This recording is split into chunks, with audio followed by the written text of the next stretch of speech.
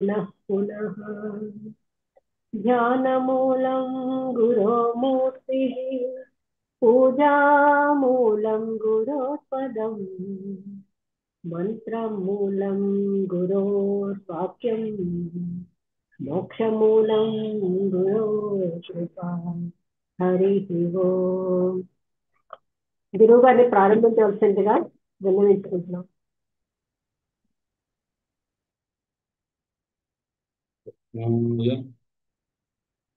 వాసుదేవాయ దేవకీ నందనాయ చ నందగోపకుమారాయ గోవిందాయ నమో నమః. కృష్ణాయ యాదవేంద్రాయ జ్ఞానముద్రాయ యోగినే నాథాయ రుక్మిణీశాయ నమో వేదాంతవేదినే. గురుర్బ్రహ్మా గురుర్విష్ణుః గురుర్దేవో మహేశ్వరః గురుః సాక్షాత్ పరం బ్రహ్మ తస్మై శ్రీ గురవే నమః. శ్రీ కామకోటి పీఠ ప్రభవః శ్రీ చంద్రశేఖర యతీంద్రాః సర్వమత భక్త వందిత చరణాబ్జాః జ్ఞానదాశ్చ విజయంతే. ఇంతకు ముందు కొంత భాగం అజ్ఞానము, దాని యొక్క స్వరూపము, దాని భేదము అంతవరకు మనం చెప్పుకున్నాము. ప్రపంచంలో మానవుడు సామాన్యమైన మానవుడు, విజ్ఞానం కలిగిన మానవుడు అని కాదు. అస్మదాదులందరూ కూడా ఒప్పుకోనిది, నీకు అజ్ఞానం ఉన్నది అంటే తొందరగా ఒప్పుకోడు. ఎందుకు ఒప్పుకోరు అంటే ఆ అజ్ఞానం వల్ల కలిగినటువంటి అనర్థమైన ప్రపంచము దాని యందు అంత సత్యత్వాన్ని తీసుకొస్తున్నది. అది అంత సత్యంగా ఉన్నది అంటానికి గల కారణం ఏమిటంటే, దానికి అజ్ఞాన అసత్యమైన ఈ ప్రపంచానికి అధిష్టానం, ఆధారం సత్యమై ఉన్నది. సత్యమైన ఏ పరబ్రహ్మ తత్వం ఉన్నదో, ఆత్మతత్వం ఉన్నదో దాని యందు ఆరోపించినటువంటి కారణం చేత ఆ ప్రపంచం కూడా అంతే సత్యంగా స్వీకరింపబడుతుంది. కాబట్టి ఈ ఆరోపాన్ని పోగొట్టుకొని ఈ అధిష్టానం అసలైనటువంటి స్వరూపాన్ని తెలుసుకోవటం చాలా కష్టం. అందుకోసమే భగవత్పాద శంకరులు బ్రహ్మసూత్రములకు భాష్యం రాసేటప్పుడు ముందు అధ్యాస భాష్యము అని ఒక భాష్యం రాశారు. ఇంకా ఏ మతస్థులకు కూడా ఈ రకమైనటువంటి విధానం లేదు. ఎందుకంటే భ్రమ అనేటటువంటి దాని వల్లనే ఈ ప్రపంచం అనేది ఏర్పడింది తప్ప వాస్తవం కాదు అని చెప్పడం కోసం ఒక ఇంట్రడక్షన్ పార్ట్ అంటారు, అది ఉపోద్ఘాత భాష్యం అంటుంటారు, అనేటటువంటిది వ్రాసున్నారు. అధ్యాస అనే దానికి భ్రమ అని. అలా వేదాంతసార గ్రంథంలో కూడా సూత్రప్రాయంగా అధ్యాస అనే దాన్ని ఇచ్చారు. దాన్ని అధ్యారోప అపవాద న్యాయము అంటుంటారు. అంటే అధ్యారోపం అంటే అధ్యాస చేత సిద్ధించిన దాని యందు, అపవాదము అంటే దాన్ని పోగొట్టుట. అజ్ఞానం చేత అధ్యారోపము, జ్ఞానం చేత దాన్ని అపవాదము చేయటం అనేటటువంటిది చెప్తూ ఉన్నారు. అది ఏమిటి అని అంటే, సర్పము లేనట్టి, సర్పము లేదు, ఒక తాడున్నది. అది ఒక చీకటి, పెద్ద చీకటి కాదు, అలా అని కొద్దిగా వెలుతురు లేకపోను లేదు. అలా వెలుతురు కొద్దిగా చీకటి బాగా ఉన్నటువంటి చోట వంకరగా పడి ఉన్నటువంటి ఒక తాడును చూసి ఆ అంధకారంలో, మందాంధకారంలో దాన్ని చూచి ఏమనుకున్నా అంటే, అది పడి ఉన్నటువంటి రీతిని చూచి ఆ తాడును అలా పడి ఉన్నది, పడేశారు, పడి ఉన్నది, దాన్ని చూసి ఇది సర్పమేమో అని భ్రమపడ్డాడు. అంటే సర్పము కానట్టి, అది సర్పం కాదు, తాడు. అసర్పభూతాయాం రజ్జౌ, సర్పము కానట్టి తాడునందు సర్పారోపవతు, ఇది సర్పము అని మనం భ్రమపడినట్లుగా ఉన్నదా? లేదు. ఇదంతా మీకు దృష్టాంతము తీసుకుని దార్ష్టాంతికం అంటారు. ఈ దృష్టాంతాన్ని బట్టి ప్రకృతంలోకి మనం తీసుకురావాలి. దార్ష్టాంతికం అంటే దృష్టాంతం ద్వారా ప్రకృతంలో మనం చెప్పుకుంటే దాన్ని దార్ష్టాంతికం అంటారు. దృష్టాంతం ఏం చెప్పాడు? తాడునందు సర్పభ్రమ అని చెప్పారు. అలాగే ఆత్మయందు ప్రపంచ భ్రమ, ఇదనమాట.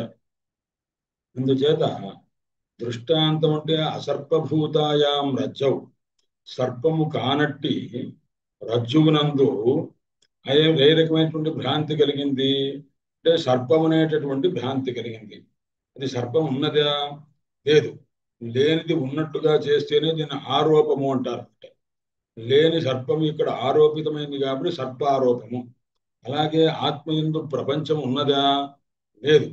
లేని ప్రపంచమును ఆత్మయందు ఆరోపితం చేస్తున్నాం. ఈ ఆరోపం అనేటటువంటిది ఏది ఉందో అది భ్రమరూపము అని మాత్రం మనం తెలుసుకోవాలి. కాబట్టి ఆ విధంగా ఆరోపవతు ఎలా ఉంది? అవస్తుని అంటే వస్తువు కాని వస్తుని అవస్థారోప. వస్తుని అంటే అధిష్టానమైన ఆత్మయందు, అలాగే అధిష్టానం అంటే సర్పం అనే భ్రమకు ఆధారం ఏది? సర్పమును దేన్ని అనుకుంటారు అంటే ఒక వస్తువు ఉండాలిగా. ఒక వస్తువును చూసేగా మీరు అది కాదు ఇంకో వస్తువుని అనుకోవాలంటే. అలాగే వస్తువుని అంటే రజ్జు అనేటటువంటి, రజ్జు అంటే తాడు, తాడు అనేటటువంటి వస్తువునందు అవస్త్వారోప. అవస్తు అంటే అది కాని, ఆ వస్తువు కానట్టి ఒక ధర్మ స్వరూపం యొక్క ఆరోపం. అంటే రజ్జు స్వరూపాన్ని ఆరోపించడం ఏదైతే ఉందో దాన్నే అధ్యారోపము అంటారు. అది అంటే ఒకానొక వస్తువునందు ఆరోప, వేరొక దాని యొక్క స్వరూపాన్ని ఆరోపించుట, అది అధ్యారోప అని దాని పదముల మీద మనం చెప్పుకునేటటువంటి అర్థం అన్నమాట. అందుచేత అసలు ఇక్కడ ఆత్మ దగ్గర మనం దార్ష్టాంతికంలో అంటే మన దృష్టాంతాన్ని బట్టి మనం ఎక్కడ సమన్వయం చేసుకోవాలి? ఆత్మయందు సమన్వయం చేసుకోవాలి. ఈ ఆత్మయందు ప్రపంచం ఎక్కడ పుట్టింది అని అద్వైత వేదాంత సిద్ధాంతంలో అంటే ఆత్మని శైవం విచిత్రాశ్చహి అని సూత్రం. ఆత్మయందే ఈ ప్రపంచం అంతా కూడా మనకు తెలియబడుతుంది. ఇంత చిత్ర విచిత్రమైన ప్రపంచం అంతా ఎక్కడ తయారైంది? ఎవరు తయారు చేశారు? బ్రహ్మదేవుడి తయారు చేశాడు. ఇదంతా కూడా ఎక్కడ ఏర్పడింది అంటే ఆత్మయందు ఏర్పడింది. ఆత్మ కంటే ఇంకో అధిష్టానం లేనే లేదు. భ్రమ కలిగింది అంటే ప్రపంచ భ్రమ. ప్రపంచ భ్రమకు అధిష్టానం ఏదయ్యా అంటే ఆత్మ. ఆత్మయందే సర్పభ్రమ కలిగింది. దేని ఎందు కలిగిందయ్యా అంటే తాడునందు కలిగింది. తాడు అధిష్టానము, ఆరోపం ఏదయ్యా అంటే సర్పము అని ఏ విధంగా చెప్తున్నారో ప్రపంచం అనేది ఆరోపము. ఈ ఆరోపితమైనటువంటి ప్రపంచము దేని ఎందు ఉందయ్యా అంటే అధిష్టానమైనటువంటి ఆత్మ ఎందే ఉంది. ఈ లీలలు, ఈ అవతారములు ఇవన్నీ కూడా దాని ఎందే కల్పితం. ఒక్కటి కూడా, ఎందుకంటే దీనికంటే అతిరిక్తంగా నువ్వు ప్రత్యేకించి ఎప్పుడైతే నువ్వు చెప్పావో అది ఆత్మ ఎందే కల్పితం తప్ప ఆత్మాతిరిక్తమైన దాని ఎందు కల్పించబడలేదు. అలా కల్పించడానికి గల కారణం ఏమిటి అంటే అజ్ఞానం కారణం. అప్పుడు అజ్ఞానం అంటే ఏమిటి, దాని శక్తి ఏమిటి, దాని స్వరూపం ఏంటి, ఇదంతా విచారం చేస్తారన్నమాట. అందుచేత వస్తుని అభస్వారోప అధ్యారోప. వస్తువుని అంటే ఆత్మరూపమైన వస్తువునందు, అవస్తువైనటువంటిది అంటే వస్తువు కాదు అంటే స్థిరం కాదు, అసత్యమైనటువంటి ప్రపంచము యొక్క ఆరోప అంటే ఉనికి ఉంది అని అనుకోవటమే. ఆరోపము అంటే ఉంది అని అనుకోవటమే. సర్పాన్ని తాడును చూసి సర్పం అనుకోవటమే తప్ప సర్పం లేదు కదండి. లేని సర్పాన్ని ఉంది అనుకోవటమేగా. అనుకోవటమే భ్రమ. కాబట్టి ఆ అనుకోవటం అనే భ్రమను, అది లేదు అని అనుకోవటం అనేటువంటి యథార్థ జ్ఞానం చేతనే పోగొట్టుకోవాలి. భ్రమ అనేది కూడా జ్ఞాన రూపమేనంటే. జ్ఞానము రెండు రకములుగా ఉంటుంది. అది భ్రమాత్మక జ్ఞానము, భ్రమాత్మక జ్ఞానము. నువ్వు భ్రమాత్మకంగా నువ్వు తాడు అని అనుకున్నావో, నువ్వు రజ్జు అని నువ్వు ఎప్పుడైతే భ్రమాత్మకంగా అనుకున్నావో ఆ జ్ఞానం అజ్ఞానాన్ని పోగొడుతుంది. కాబట్టి భ్రమ అనేది అజ్ఞానం వల్ల వస్తుంది. కాబట్టి అజ్ఞానం వల్ల వచ్చినటువంటి ఏ భ్రమ జ్ఞానం వల్ల పోతుంది. కాబట్టి జ్ఞానం అజ్ఞానస్య నివర్తకం. జ్ఞానం అనేటటువంటిది అజ్ఞానమును పోగొట్టును. జ్ఞానం అంటే రజ్జు జ్ఞానము, ఇది తాడు అనే జ్ఞానం మీకు ఎప్పుడైతే కలిగిందో మీరు సర్పం అనేటటువంటి భ్రమ ఉండదుగా. సర్పభ్రమ వల్ల కలిగిన భయకంపాదులు మీలో ఉండవు కదా. అందుకోసమని జ్ఞానం చేత అజ్ఞానాన్ని పోగొట్టుకోవాలి. అజ్ఞానం వల్ల కలిగినటువంటి కార్యం, అజ్ఞాన కార్యం ఏదైతే ఉందో భయము, కంపము, ఇవన్నీ. అజ్ఞానం అంటే ఏమిటి? సర్పము యొక్క స్వరూపాన్ని తెలుసుకోకపోయే, రజ్జువు యొక్క స్వరూపం తెలుసుకోకపోయేసరికి అది సర్పమనే భ్రాంతి ఉంటుంది. ఆ అజ్ఞానం చేత మీకు ఆ సర్ప భ్రాంతి కలిగింది. ఆ సర్పభ్రాంతి వల్ల మీకు ఒక భయం కలుగుతుంది. అదేమన్నా మీదకి వస్తుందేమో అనే భయం కలుగుతుంది. ఇవన్నీ కూడాను అది అజ్ఞాన కార్యములు అంటుంటారు అనమాట. అజ్ఞాన కార్యములైనటువంటివి జ్ఞానం అనేటువంటిది ఎప్పుడైతే కలిగిందో, రజ్జువు అనే జ్ఞానం, తాడు అనే జ్ఞానం ఎప్పుడైతే కలిగిందో, ఆ సర్పజ్ఞానం, సర్పభ్రాంతి పోతుంది ముందు. ఆ సర్పభ్రమ పోతే సర్పభ్రమ వల్ల మీకు కలిగినటువంటి భయం, కంపము, వణుకుడు ఇవన్నీ కూడా పోతావు అనమాట. ఆ రకంగా జ్ఞానం చేతనే అజ్ఞానం పోతుంది, అజ్ఞాన కార్యం కూడా పోతుంది అని అంటారు. కాబట్టి వస్తుని అవస్తు అంటే వాస్తవమైన అధిక స్వరూపం నందు అవస్తువైనటువంటి ప్రపంచాన్ని ఇక్కడ మనకు ఆరోపితమై ఉన్నది. ఆరోపితమైన ప్రపంచము భ్రాంతి ఇక్కడే కలిగింది. భ్రాంతిని ఎక్కడ పోగొట్టుకున్నాం? ఇక్కడే మనం పోగొట్టుకుంటాము. పోగొట్టుకుంటే ఇదంతా కల్పితమని పోతే, ఇది అవస్తువు అనేటువంటి విషయం తెలిసిపోతే అప్పుడు ఏమవుతుంది? ఆత్మస్వరూపమే ఉంటుంది. ఆత్మస్వరూపం ఎటువంటిది అన్నాడు? నిత్యమైన, సత్యమైన, చైతన్య రూపమైన, ఆనంద రూపమైన అనంత స్వరూపం. కాబట్టి సత్, చిత్, ఆనంద, అనంత స్వరూపము ఇది ఆత్మ యొక్క అసలు స్వరూపం అన్నమాట. ఈ అసలు స్వరూపం ఎప్పుడైతే మీకు తెలిసిందో, అసలు కాని అవస్తువైనటువంటి ఈ ప్రపంచం కానీ ఇవన్నీ కూడాను మీకు అసత్యములని, ఇది భ్రమసిద్ధములని, దీనివల్ల కలిగినటువంటి భావ పరంపర మనకు ఏదైతే ఉందో, నేను హీనుణ్ణి, నేను దీనుణ్ణి, ఆ భగవంతుని పట్టుకోవాలి, ఇలాంటివన్నీ కూడా మనం ఆలోచిస్తుంటాం. ఇదంతా వ్యవహారావస్థలు. అందువల్ల వ్యవహార జ్ఞానం మనకు ఉన్నంత కాలము ఈ భ్రమ తప్పదు. ఈ వ్యవహార జ్ఞానాన్ని పూర్తిగా పోగొట్టుకోవాలంటే పరమార్థ జ్ఞానం దగ్గరికి వెళ్ళాలి. పరమార్థ జ్ఞానం చేతనే వ్యావహారిక జ్ఞానం పోతుంది. అలాగే వ్యావహారిక జ్ఞానం చేతనే ప్రాతిభాషిక జ్ఞానము పోతుంది. ప్రాతిభాషిక జ్ఞానము అంటే భ్రమసిద్ధమైనదంటే స్వప్నాదులు అనమాట. ప్రతిభాష అంటే అదనమాట. అంటే మనకు నిద్రలో ఒక భ్రాంతి కలుగుతుంది. ఏదో ఒకళ్ళు వచ్చి మనం కొడుతున్నట్టు, లేకపోతే మనకు ఏదో లభించినట్టు, ఇట్లాంటి జ్ఞానం. ఈ ప్రాతిభాషికమైనటువంటిది అంటే, ప్రతిభాష అంటే ఒక స్వప్నంలో మనకు లభించినటువంటి ఒక జ్ఞానం. ఆ జ్ఞానము జాగ్రత్త అవస్థ ఎప్పుడైతే మనకు వచ్చిందో, అంటే వ్యావహారిక అవస్థను జాగ్రత్త అవస్థ అన్నమాట. అప్పుడు జాగ్రత్త అవస్థలో కలిగినటువంటి జ్ఞానం చేత, ఓహో నేను కలగన్నాను, ఏనుగేం రాలేదు, ఏనుగు నన్నేం తొక్కలేదు అని మనం ఎప్పుడైతే ఏనుగు తొక్కినట్టుగా కళ వచ్చింది అనుకోండి, భయపడిపోతాం. భయపడగానే వెంటనే కళ్ళు తెరిచామనుకోండి, ఏం చేత తెలిస్తే ఏమవుతుంది?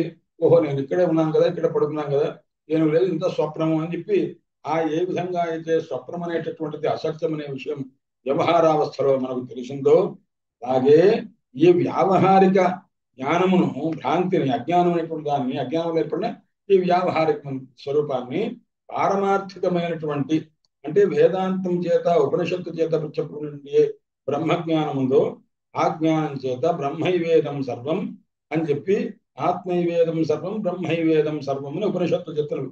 ఇదంతా ఇదం సర్వం అంటే నువ్వు చూచేటటువంటి ఏ ప్రపంచం ఉందో అది బ్రహ్మ తప్ప ఇంకంటే వేరు లేదు. అలాగే ఆత్మైవేదం సర్వం, నీకు కనిపించే ఈ ప్రపంచం అంతా కూడా ఆత్మస్వరూపం తప్ప ఆత్మ కంటే వేరు కాదు అని ఎప్పుడైతే నీకు తెలిసిందో, ఆత్మ తప్ప వేరు లేదు, ఇదంతా కల్పితము అనే విషయం తెలుస్తుంది.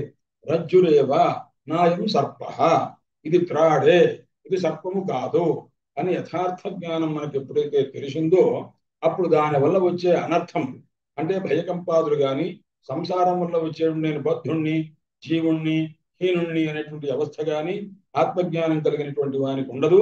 అలాగే రజ్జుజ్ఞానం కలిగిన వానికి సర్పం అనేటువంటి దాని వల్ల కలిగిన భయకంపాదులు ఉండవు అనే విషయాన్ని చెప్తున్నారు.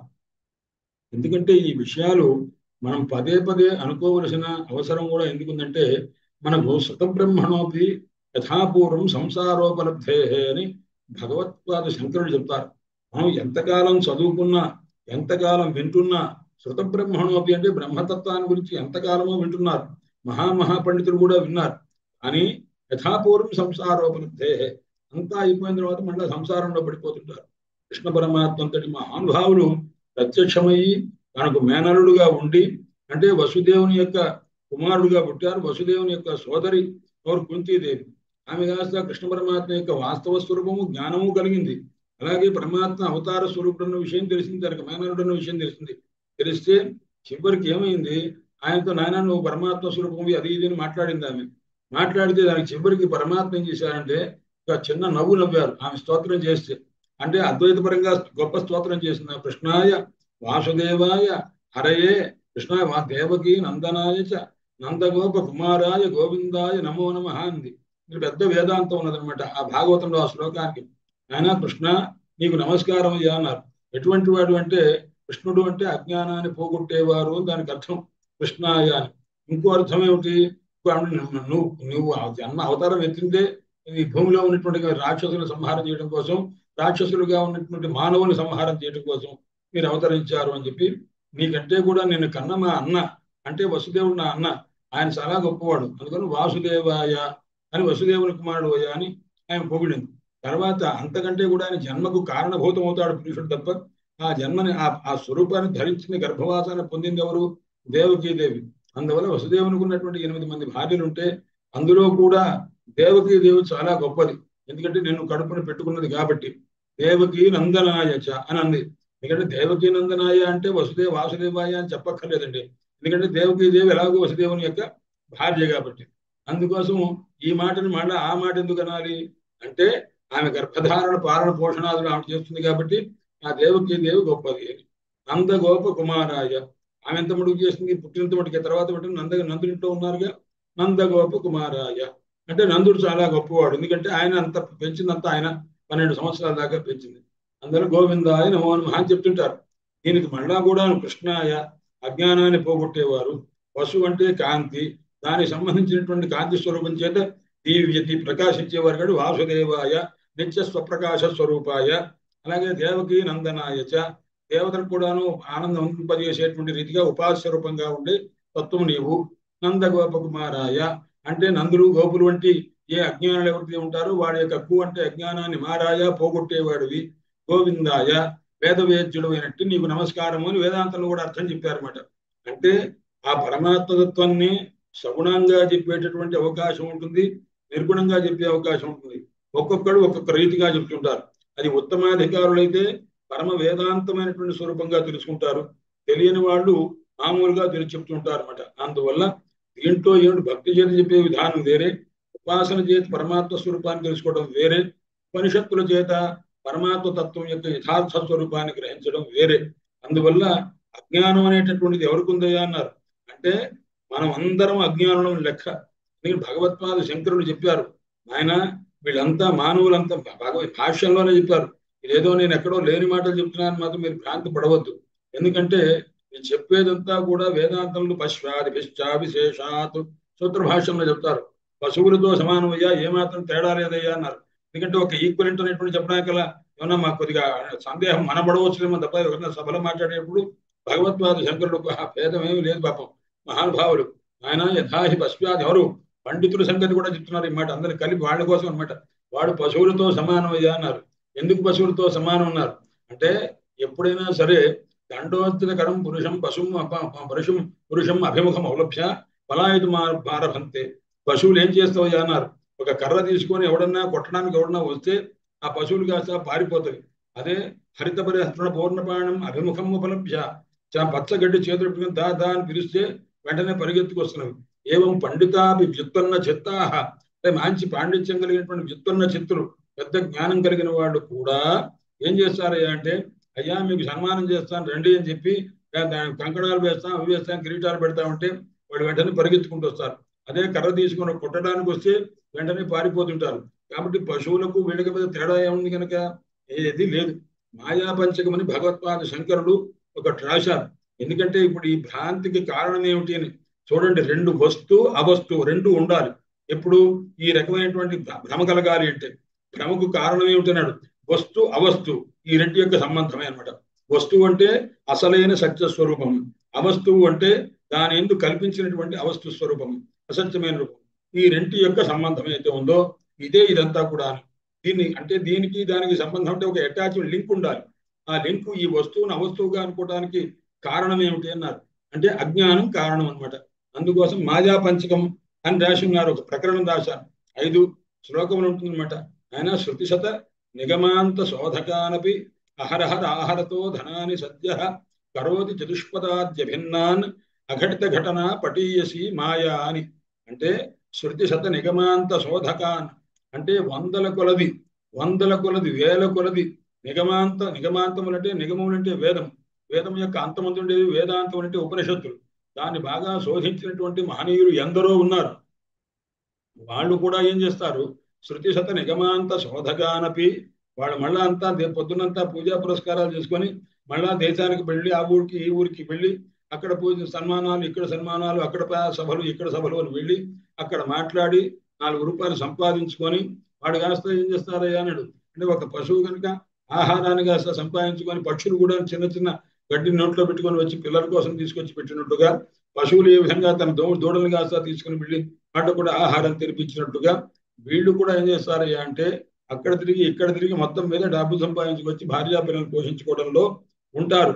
అందువల్ల అహరహర ఆహారతో ధనాన్ని సత్య పగలు రోజు రోజు కూడా ధనాన్ని తీసుకొచ్చి వాళ్ళు ఏం చేస్తారయ్యా అన్నారు, భార్యా పిల్లల్ని పోషించుకుంటుంటారు అనమాట. కాబట్టి కరోతి చతుష్పదాద్య భిన్న అన్నమాట. అంటే వాడిని కాదు చతుష్పద 4 పాదములు కలిగిన పశువులతో ఏమాత్రం తేడా లేకుండా చేసేస్తుంది. ఏది మాయ చేస్తుందయ్యా అన్నాడు. కాబట్టి మాయ అంటే అటువంటిదయ్యా అంటే దానికి వేసిన అడ్జెక్టివ్ విశేషణం ఏమిటి? అఘటిత ఘటన పటీయసి మాయ.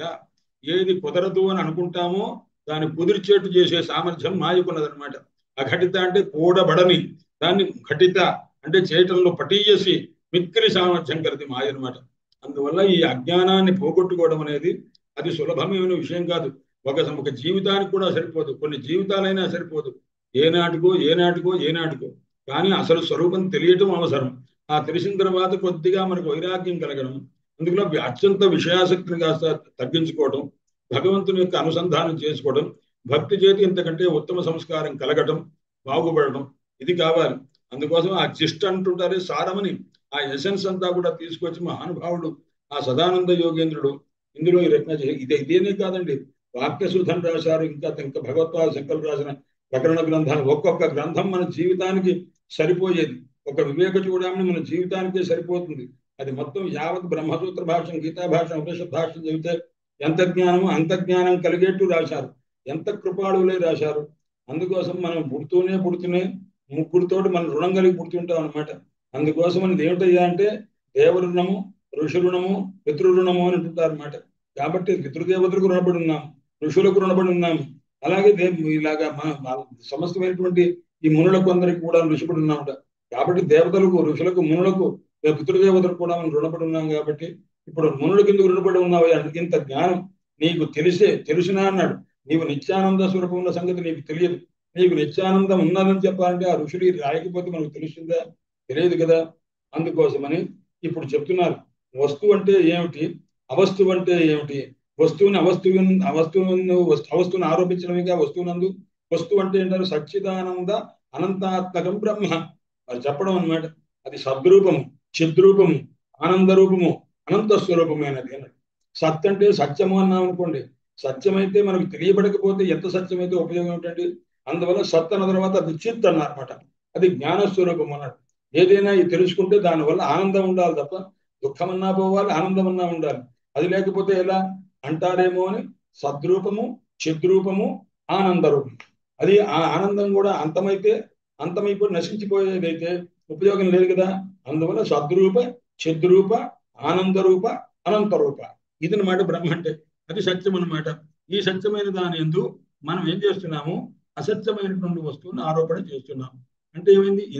మన దగ్గర సముద్రం అంత నిధి ఉంటే మన దగ్గర రూపాయో ఉందని బాధపడుతూ దాంట్లో ఆనందం కోసం వెతుకున్నాం అనుకోండి.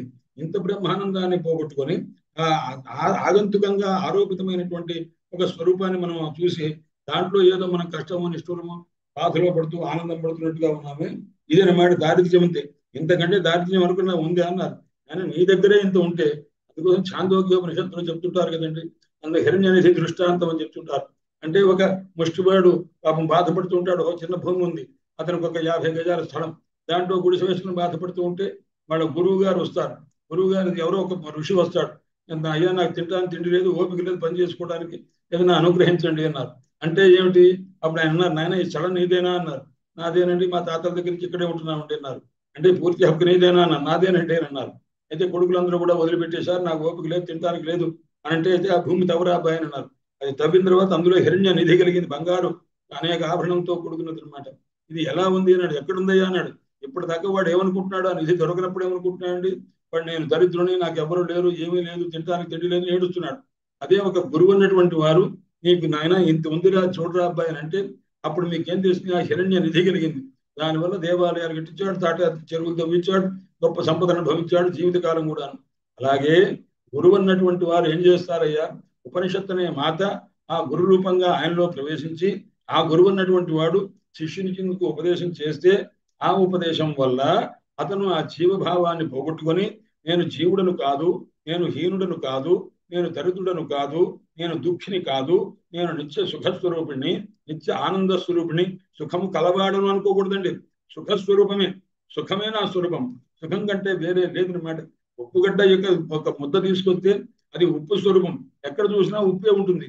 అలాగే సుఖస్వరూపం అంటే నేను సుఖమే, అంతే తప్ప సుఖము కలవాడను అంటే కలిగినటువంటి సుఖం వేరే, కలిగినటువంటి వాడు వేరే అని ఈ తేడానే ఉండకూడదు. కాబట్టి ఆనంద స్వరూపుడను, జ్ఞానస్వరూపుడను, అనంతమైనటువంటి ఆనంద స్వరూపుడను అనే జ్ఞానం కలుగుతుందన్నమాట. అందుచేత ఆ అజ్ఞానం పోతే కలిగేటటువంటి మహోపయోగం ఇది అనే విషయాన్ని చెప్తున్నారు. అందుచేత అవస్తుమైంది ఏమిటి అంటే అజ్ఞానాదుల చేత కల్పించబడినటువంటి ఏ సమస్తమైనటువంటి జడ సమూహ ప్రపంచం ఏదైతే ఉందో అదంతా అవస్తు. ఈ అవస్తువును వస్తువు యొక్క వాస్తవ జ్ఞానం చేత తెలుసుకుంటే వేద్యం వాస్తవం అత్ర వస్తు శివదం అని భాగవతంలో కూడా చెప్తారు. ఆయన తెలుసుకోవాలి, భాగవతంలో ఏం తెలుసుకోవాలి అన్నాడు. వేద్యం వాస్తవం, వస్తువు అంతా అంటే ఈ ఆత్మస్వరూపం అంతా కూడాను, ఈ ప్రపంచం ఎంత మీరు ఏదైతే ఉందో దాన్ని వస్తువుగానే తెలుసుకో. అది ఆత్మస్వరూపంగానే మీరు తెలుసుకున్నారనుకోండి ప్రపంచాన్ని, మీకు అవస్తువు అనేది ఉండదు. మీరు అవస్తువుగా మీరు తెలుసుకున్నప్పుడే మీకు భయం కానీ, తీవ్రమైన వేదనలు కానీ, కష్టాలు కానీ, సుఖం ఉన్నట్టుగా కానీ, ఆ దుఃఖం వల్ల అనంత దుఃఖం కానీ ఏర్పడటం కానీ కారణం అదవుతుందన్నమాట.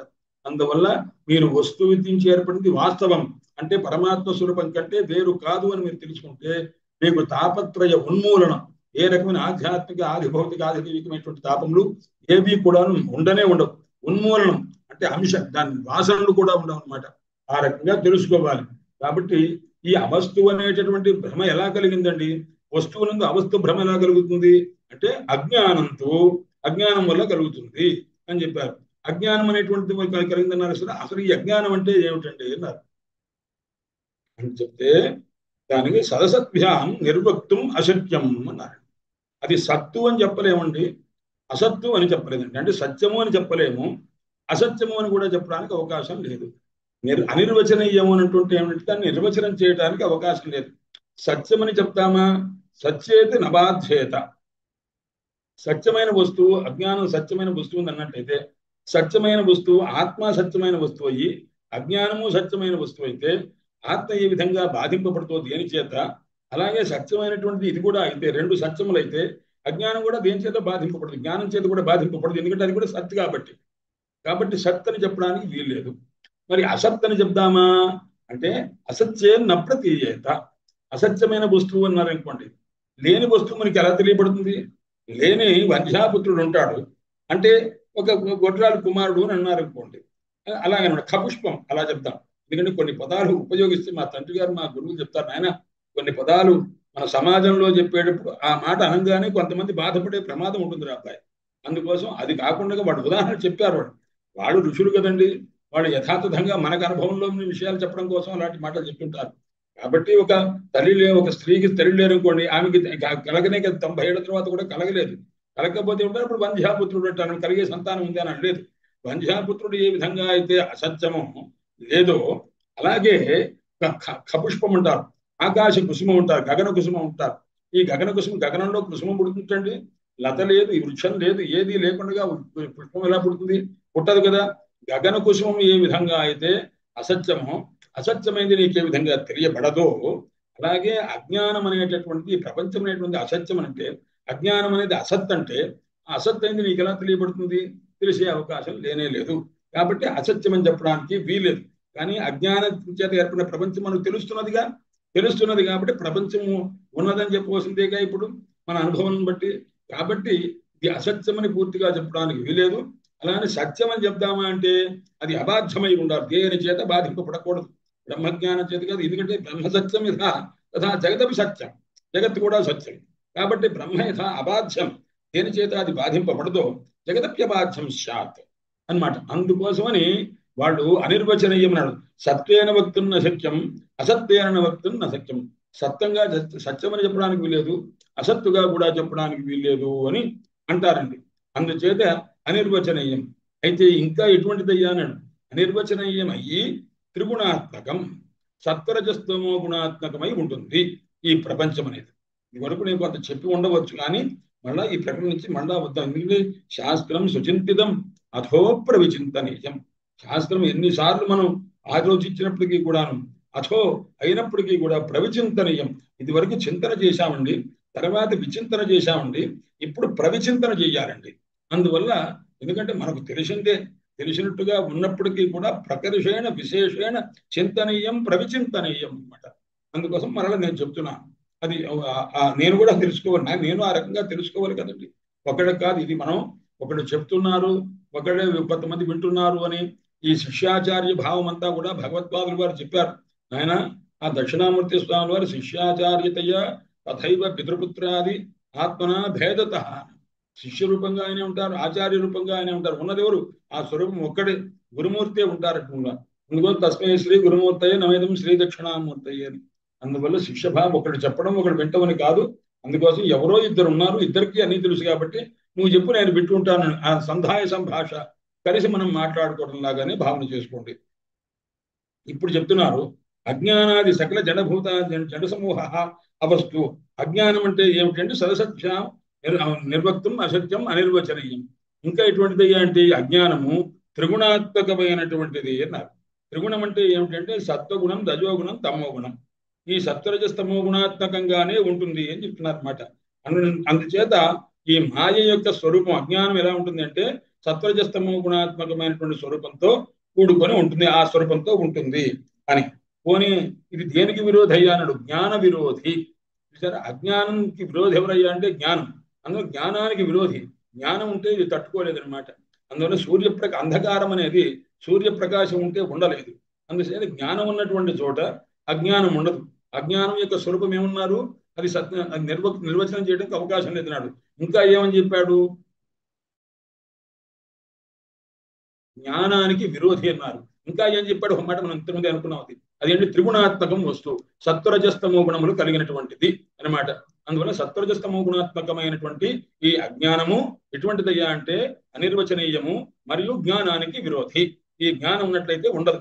జ్ఞానం అజ్ఞానస్య నివర్తకం అనమాట. ఇందులో శక్తి దేనికి ఉందయ్యా అన్నాడు, జ్ఞానానికి ఎక్కువ శక్తి. సూర్యప్రకాశకి శక్తి ఎక్కువ ఉందా, అంధకారానికి శక్తి ఎక్కువ ఉందా అంటే ఏం చెప్తారండి? సూర్యప్రకాశ ప్రచండమైన మార్తండ మండలం వస్తూ ఉంటే అంధకారములకు ఉండే అవకాశం ఉందా? లేదుగా. వెంటనే నామరూపాలు లేకుండా విశేషంగా పోతుందిగా. ఆ విధంగా అజ్ఞానం అనేటటువంటిది జ్ఞాన విరోధి, జ్ఞానానికి విరోధిగా ఉంటుంది. అది ఎటువంటిది అన్న జ్ఞాన విరోధి అంటే అభావరూపమా అన్నారు. భావరూపమా అభావరూపమా అన్నారు. అజ్ఞానం అంటే జ్ఞానం యొక్క లేకపోవటానే, లేకపోతే జ్ఞానమునకు విరోధి అయినటువంటి ఒకనొక వస్తువు అని అన్నారు. జ్ఞానమునకు విరోధి అయిన ఒకనొక వస్తువు, అంతే తప్ప అభావము అని చెప్పకూడదు. అజ్ఞానము భావరూపమే. ఇది వేదాంత సిద్ధాంతంలో చెప్పే మాట. తత్రాపి అద్వైత వేదాంతులు చెప్పేటువంటి మాట. అజ్ఞానం అనేటువంటిది ఒక అభావ రూపం కాదు, అది భావరూపమే. ఎందుకంటే భావరూపంగా ఉంది కాబట్టి ప్రపంచం ఉందనేటువంటి మాట మనకు వినిపిస్తున్నది అనమాట. అభావంలో నుంచి భావం ఎలా పుడుతుందండి? కాబట్టి అభావ స్వరూపం కాదు, అజ్ఞానము భావరూపమే. ఈ భావరూపమైనటువంటి అజ్ఞానము దేనికి విరోధి? జ్ఞానానికి విరోధి అని చెప్పి, అది కూడా ఎటువంటి గుణమంతో కూడింది? త్రిగుణాత్మకం అంటే సత్వరజస్తమో గుణాత్మకమైనటువంటి స్వరూపము. అందుచేత చూడండి, మనం పురాణాదుల్లో కానీ ఎక్కడైనా కానీ భగవద్ అవతారములన్నీ కూడాను గుణమూలకమైనటువంటి అవతారములు, నిర్గుణమైన అవతారం కానే కాదు. అందువల్ల నిర్గుణమైన స్వరూపము భక్తులను అనుగ్రహించడం కోసం గుణములతోటి అవతరించారు. సత్వగుణంతో మహావిష్ణువు, రజోగుణంతో బ్రహ్మదేవుడు, తమోగుణంతో లైకారకుడ పరమేశ్వరుడు, వీళ్ళందరూ గుణప్రధానమైనటువంటి అవతారములై చెప్తుంటారు. అసలు వాటికి వీళ్ళకి గుణం ఉంది అన్నారు, లేదు. నిర్గుణ స్వరూపమే పరమాత్మ. ఆ పరమాత్మ రజోగుణం అనే స్వరూపం కలిగిన ఇలా అన్నప్పుడేమో దోషులు అన్నారు, ఇలా అన్నప్పుడు నమస్కారం అన్నారు, ఇలా అన్నప్పుడు ముద్ర అన్నారు. ఒకే ఒక స్వరూపం ఇది, అంటే నిర్గుణ స్వరూపం. నిర్గుణ స్వరూపమునకు ఈ అవయవ విన్యాస రూపం అనేటువంటి గుణ సంబంధం ఎప్పుడైతే పెట్టుకున్నారో మాయ చేత, అప్పుడు బ్రహ్మ విష్ణు మహేశ్వరాది రూపముల చేత ఆ నామరూపాత్మకమైనటువంటి వ్యవహారం అంతా అప్పుడు వచ్చిందనమాట. అందువల్ల ఈ అజ్ఞానం అనేటటువంటిది ఎప్పుడైతే ఏర్పడిందో, ఇక్కడ మనకున్నది ఇప్పుడు మనకున్నప్పుడే అజ్ఞానం అనుకోవాలండి. పరమేశ్వరుని పరమాత్మ, నిర్గుణమైన పరమాత్మ మాయతో కూడుకున్నప్పుడు అప్పుడు బ్రహ్మ విష్ణు మహేశ్వరాది రూపంగా ఉంటారు అని తెలుసుకోవాలి. అందువల్ల మాయ ఆయన చేతిలో ఉంటుంది. మాయంతో అనుకుంటారు ఈ మాయను కాస్త పక్కన పెట్టేద్దాం అని అనుకుంటారు అనుకోండి, అప్పుడు నిర్గుణమైన పరబ్రహ్మ స్వరూపంతో ఉంటారు. మాయతో ఆయన కూడుకొని ఉన్నారనుకోండి, అప్పుడే సత్వరజస్తమో గుణాత్మకమైన సంబంధం ఆయనకు ఉంటుంది. అప్పుడే ఈ రకమైనటువంటి యావత్ ప్రపంచం అంతా కూడా సృష్టింపబట్టడం, దాన్ని కాస్త పెంచడం, దాన్ని లయం చేయడం, ఈ కార్యక్రమం అంతా ఉంటుంది. అందువల్ల ఏతన్మూలకంగానే వస్తుంది తప్ప మాయామూలకంగానే ఉంటుంది తప్ప మనకున్నదైతే అజ్ఞానం, అజ్ఞానం పరమాత్మకు ఉన్నదైతే మాయ. మాయ ఆయన చేతిలో, ఆయన అధీనంలో ఉంటుంది. మనం అజ్ఞానం చేతిలో మనం ఉంటాం అనమాట. అందువల్ల మనం పరాధీనం, ఆయన పరమాత్మ స్వతంత్రుడు. మాయ తన దగ్గర ఉన్నప్పటికీ ఆయనే స్వతంత్రుడు అనమాట. మనం మాత్రం అజ్ఞానం మన దగ్గరకు ఉంటే అజ్ఞానం లేక అవిద్య మనకు ఉండేదాన్ని, కానీ మనం దీనికి అధీనమై ఉంటాం అనమాట. మన పరిస్థితి ఇది అని చెప్పి, అందుచేత ఇది జ్ఞాన విరోధి భావరూపం. ఇది భావరూపమైంది, అజ్ఞానమైనటువంటిది. అయితే యత్కించిది వదంతి అహమజ్ఞ ఇత్యార్జన భవాత్. అంటే అహమజ్ఞ మనం అనుకోవడం చూడండి, నేను అజ్ఞుడను అనుకుంటున్నారు. అంటే అజ్ఞుడను అంటే ఏమిటి? జ్ఞానము లేని వాడని కాదు, నాకు తెలియదు, ఇదే అనమాట. అహమజ్ఞ అంటే నజానామి, నాకు తెలియదు అనుకోవటమే. అహమజ్ఞ అనేటువంటి వాడు, అహం అనే వాడు ఉన్నాడుగా, వీడు భావ పదార్థమేగా. ఈ అజ్ఞానం వీడికేగా ఉంది, అజ్ఞానం అభావరూపం కాదుగా. నేను అజ్ఞుడను అని అనుకుంటాను, అజ్ఞత్వం అనేటువంటి ధర్మం నాకున్నది అని చెప్పి అనుకుంటాను. అందువల్ల అజ్ఞానం అనేటువంటిది భావరూపమే తప్ప అభావరూపం కానే కాదు. ఎందుకంటే అహమజ్ఞ ఇత్యాది ప్రతీతిని బట్టి. అంతేకాకుండా ఈ అజ్ఞానం ఎటువంటిదయ్యా అని అంటే కూడా దైవాత్మ శక్తిని నిగూఢామని చెప్పుకుంటారు. సగుణై నిగూఢాం, దైవాత్మ శక్తి, దైవం యొక్క ఒక శక్తి అనమాట ఇది. ఈ అజ్ఞానం అనేటువంటిది అయితే ఉందో, మాయ అవిద్య అనేది ఉందో, దైవాత్మ శక్తి నిగూఢామని. నిగూఢం అంటే ఆ రహస్యంగా ఉండేటటువంటిది అజ్ఞానం అని చెప్పి, అది అభావం అని చెప్పలేదు నాయన, అది భావరూపంగానే చెప్పారు. కాబట్టి అజ్ఞానము భావరూపము, త్రిగుణాత్మకము, జ్ఞానమునకు విరోధి. అలాగే ఈ అధ్యాస లేక అపవాదము లేక ఆరోపం, అధ్యాస లేక ఆరోపము, ఆరోపమనే దానికి కారణభూతమైంది అంటే భ్రమకు కారణభూతమైనటువంటిది ఈ ఈ అజ్ఞానం అనేటటువంటిది సుమా అని చెప్పి ఈ విధంగా చెప్పారన్నమాట. అయితే యత్కించిది, కాబట్టి ఇదంతా కూడా శృతులను బట్టి ఇదేమైంది అంటే అజ్ఞానం భావరూపం అనేటువంటి విషయాన్ని సాధించారు.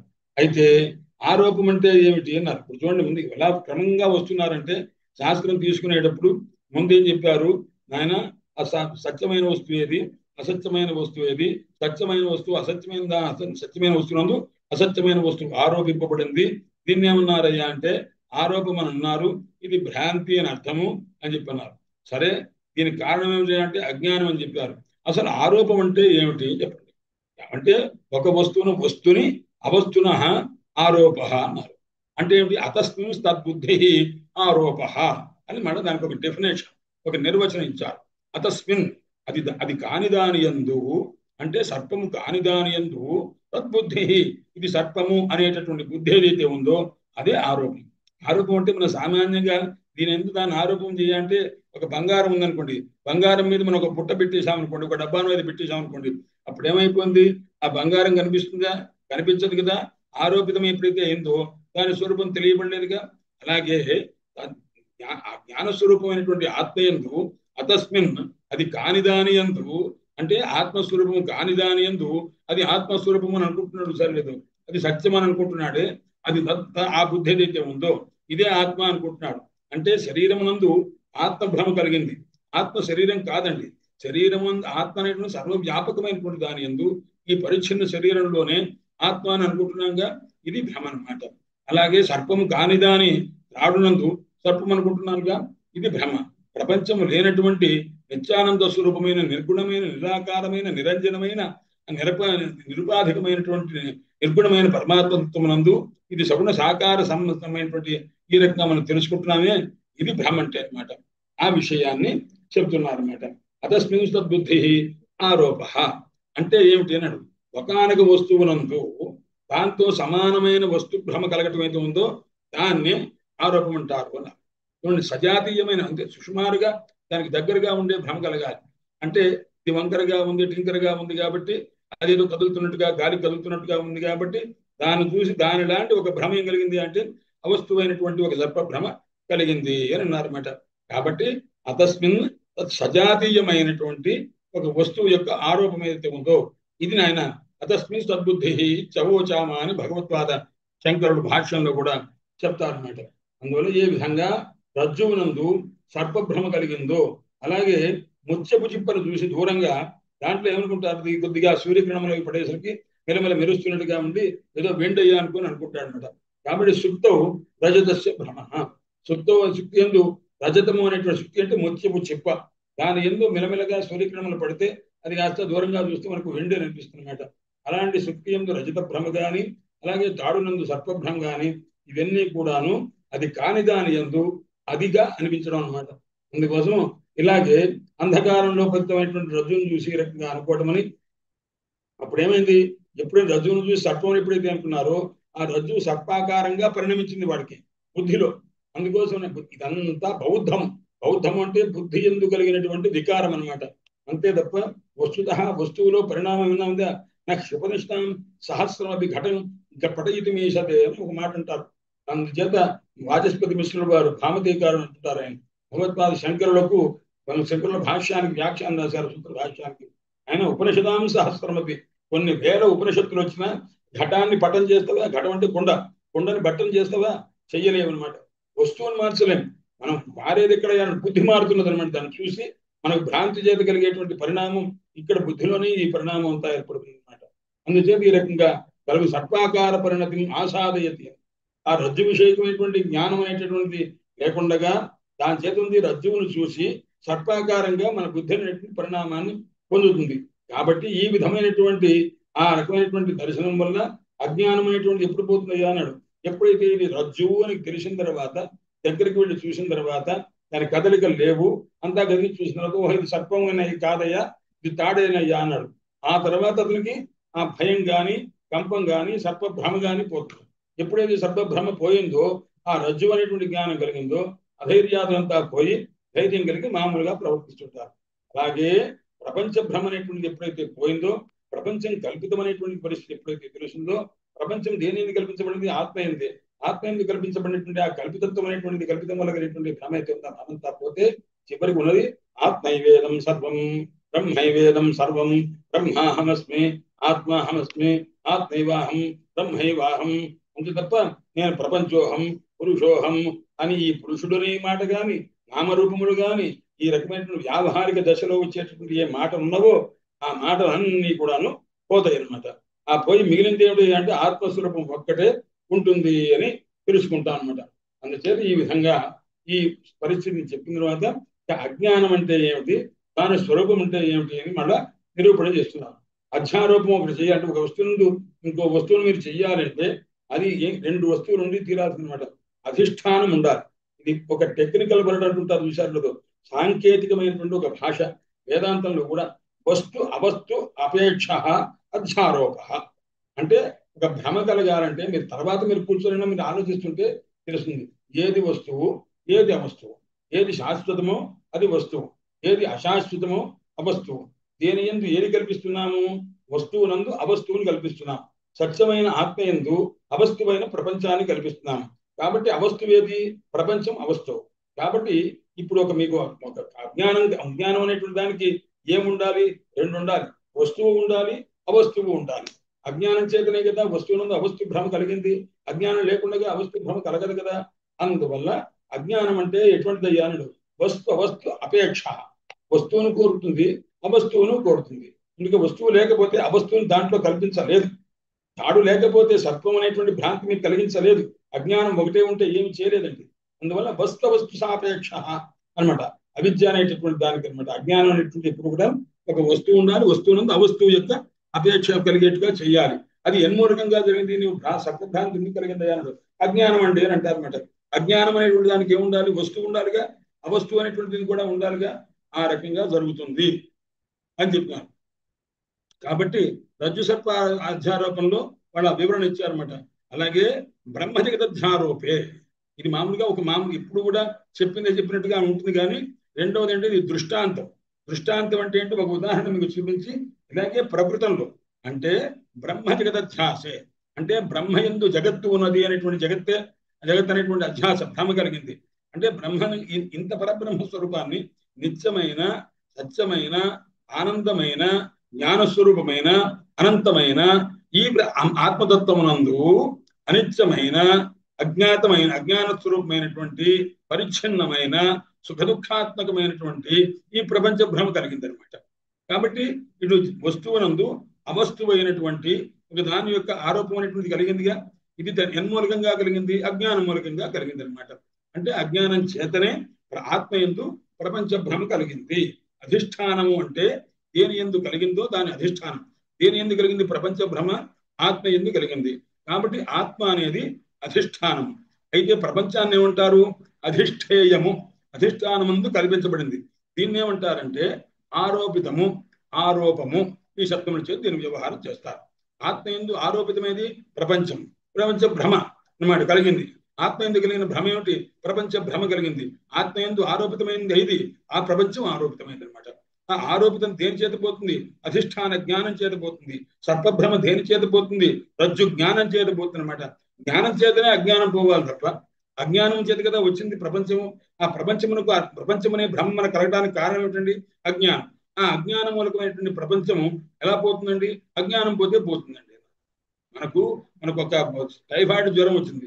జ్వరం వచ్చిన తర్వాత మధ్యలో ఆ తలనొప్పి వచ్చి బాధపడుతున్నాడు, కాళ్ళు చేతులు పట్టుకుపోయినట్టు బాధపడుతున్నాడు. ఇదంతా బాధపడుతుంటే ఇది ఎలా పోతుందండి అన్నాడు. అసలు టైఫాయిడ్ జ్వరానికి మందు ఇవ్వండి, అప్పుడు దాంతో పోతుందన్నమాట. టైఫాయిడ్ జ్వరం అంటే ఏమిటి? అజ్ఞానం. దానివల్ల వచ్చినటువంటి సైడ్ ఎఫెక్ట్స్ ఏమిటి అన్నాడు. ఈ కాళ్ళు నొప్పులు, చేతుల నొప్పులు, తలనొప్పులు రావడం ఏదైతే ఉందో ఇదంతా కూడా దాని వల్ల వచ్చిందనమాట. ఆ తీవ్రమైనటువంటి జ్వరం వచ్చినప్పుడు ఇవన్నీ కూడా సంధిబంధాదులంతా కలుగుతూ ఉంటామని శాస్త్రం చెప్తుంది అనమాట. అందుచేత ఇప్పుడు మనం దేనికి మందిస్తే పోతుంది? కాళ్ళ చేతులకి మందు నిప్పులిస్తే పోతుందా? పోదు. జ్వరం అలాగే ఉంటుంది అనమాట. అందువల్ల జ్వరానికి మందిస్తే జ్వర ప్రయుక్తమైనటువంటి ఇతరమైనటువంటి తలనొప్పులు ఇలాంటి విధంగా అయితే పోతావో ఆ విధంగానే ఈ రకంగా ప్రపంచమునకు కారణభూతమైన ప్రపంచం అనే భ్రమకర కారణమైనటువంటి ఏ అజ్ఞానం ఉందో ఆ అజ్ఞానాన్ని జ్ఞానం చేత పోగొట్టుకున్నట్లయితే అజ్ఞానం వల్ల వచ్చిన ప్రపంచం కూడా పోతుంది అనమాట. అజ్ఞానము తత్కార్యము రెండు పోతావు అనమాట. అలాగే టైఫాయిడ్ జ్వరము తత్ప్రయుక్తమైనటువంటి ఇతరమైనటువంటి సైడ్ ఎఫెక్ట్స్ విధంగా జ్ఞానం అది దానికి మందిస్తే విధంగా పోతావో జ్వరానికి మందిస్తే విధంగా పోతుంది. శంకర భగవత్పాదుల వారికి అప్పయ్య దీక్షితుల వారు ఉదాహరణ ఇచ్చారు. సన్నిపాత జ్వరం హరం ఔషధం జ్వరం నివర్తయతు. అంటే సన్నిపాత జ్వరం అంటే టైఫాయిడ్ జ్వరం అని చెప్తారు. దాన్ని పోగొట్టేటటువంటి ఔషధము దాన్ని పోగొడుతూ తత్ప్రయుక్తాన్ అన్యానపు వ్యాధించ నివర్తయతి. దాని వల్ల వచ్చిన జ్వరం వల్ల వచ్చిన ఇతర వ్యాధులను ఏ విధంగా అయితే నివర్తింప చేస్తుందో అదే రీతిగా అజ్ఞానాన్ని పోగొడుతూ జ్ఞానం అనేటటువంటి ఔషధము అజ్ఞానం అనేటటువంటి సన్నిపాత జ్వరాన్ని పోగొడుతూ తత్ప్రయుక్తమైనటువంటి ఇతరమైనటువంటి ప్రపంచాది ప్రపంచము తారాపుత్రాదులు ఇవి ఇదంతా వ్యవహారం అంతా ఉందో దాని అన్నింటినీ కూడా పోగొడుతుంది ఆయన అని చెప్పి అన్నారనమాట. అటువంటిది అని చెప్తున్నారు. అందువల్ల ఇప్పుడు స్వప్రకాశ చైతన్య స్వరూపం అనేటువంటి ఆనంద స్వరూపం ఉందే అది వస్తు.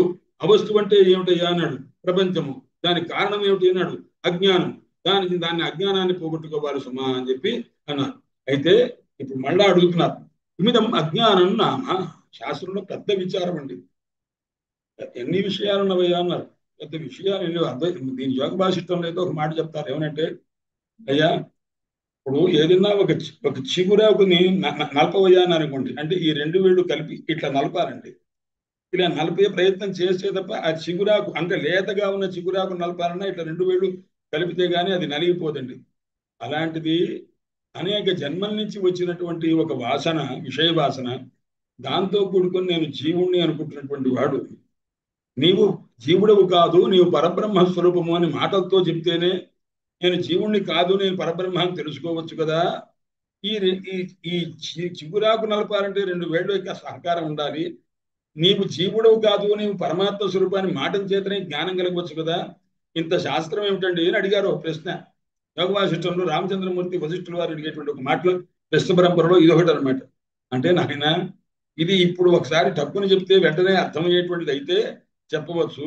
ఈ అజ్ఞానం ఎంత ఉన్నదో తెలిసినా ఘనీభూతమై కొన్ని లక్షల జన్మలు, వేల జన్మల నుంచి అది పశుపక్షాది రూపంగా ఉంది, జడ రూపంగా ఉంది, చేతన రూపంగా ఉంది, చేతనంలో పశుపక్షాది రూపంగా ఉంది. ఇదంతా దాంతో కూడుకుని అహం అహం అహం అహం అహం అనేది వస్తుంది అనమాట. దాన్ని పోగొట్టడానికి ఇప్పుడు ఈ చిగురాకున్న నలిపినట్టుగా పోయేది కాదు. అది తీవ్రమైనటువంటి ఆ జ్ఞానం ఉండవలే. అందుకోసం చిన్న చీకటి ఉందనుకోండి, కొద్ది దీపం చేతనే దాని చీకటిని పోగొట్టవచ్చు. మహాంధకారం ఉందన్నమాట, గాఢాంధకారం ఉంది. ఆ అంధకారంలో మంచి చిమ్మ చీకటితో ఉన్నటువంటి చోట అటువంటి చోట మీరు చిన్న దీపం తీసుకెళ్ళి ఆ చీకటంతా పోతుంది అనుకోవడం ఎంత భ్రాంతో. అలాగే ఒక మాట చేత పోయేది కాదు నాయన. దానికి తగినటువంటి ప్రచండ మార్తండ మండలం ఉండవలసింది. ఇంత చీకటిని పోగొట్టాలంటే దానికి తగ్గట్టుగానే ఉండాలన్నమాట. అందుకోసమని ఇంత ఉపనిషత్తులు కానీ ఇంత శాస్త్రములు కానీ ఇంత వచ్చి ఈ అజ్ఞానమైనటువంటి దాన్ని జీవుడి భావాన్ని పోగొట్టి వాడు పరమాత్మ స్వరూపం చేయడానికి ఎంత సాధనములు ఎంత రూపంగా ఋషులు మహానుభావులు అనుగ్రహించారో మనం తెలుసుకోవాలి. ఇప్పుడు అజ్ఞానం అంటే కిమిదం అజ్ఞానం నామా అని అంటే అది అజ్ఞానాన్ని కదా పరిభాషగా అంటే ఇలా అని ప్రత్యేకించి చెప్పడానికి అవకాశం లేదు. అందుకోసమనే అనిర్వచనీయం అన్నారు. అజ్ఞానం యొక్క స్వరూపం చెప్పండి అన్నారు. అజ్ఞానం స్వరూపం చెప్పేది ఏంటో అజ్ఞానం కలిగిన వాడిని చూసి వీడు అజ్ఞాని తెలుసుకోవటమే. ఇదే మనం చేయగలమండి. వాడు ఇష్టం వచ్చినట్టు విజృంభిస్తూ మాట్లాడుతూ ఉంటాడు, ఏదేదో తెలియక చాలా మాట్లాడుతుంటాడు. ఇదంతా ఏమిటి అని అజ్ఞ విలసితం అజ్ఞాన విలసితం. అగ్ని దాని యొక్క లక్షణం ఇలాగే ఉంటుందండి అనుకోవడం, లేకపోతే అజ్ఞాన విజృంభితమైనటువంటి స్థితి అనమాట. వంచనలో ఇంత భయంకరమైనటువంటి స్థితి ఎందుకుంది?